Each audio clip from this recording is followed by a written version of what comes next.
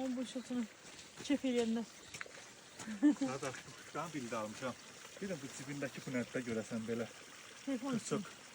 kısık şey asmak için. Mənim kimi kuşdan atanda kəşf elə. Görün təmiz yox su. Yəqin təmiz olar da bulaq su. Azad dedi yok. İndi kirli değil. Dağdan gələn kirlikdir yəqin. Amma dupduru deyil su.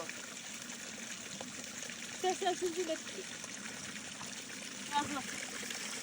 Lan dostunu diyesen. Güzel olmuyor. Özel kulak kulak. Sabir piknik görsən.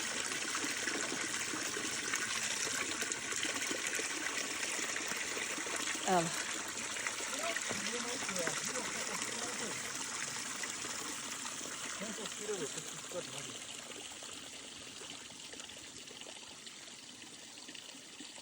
Rahatladın mı?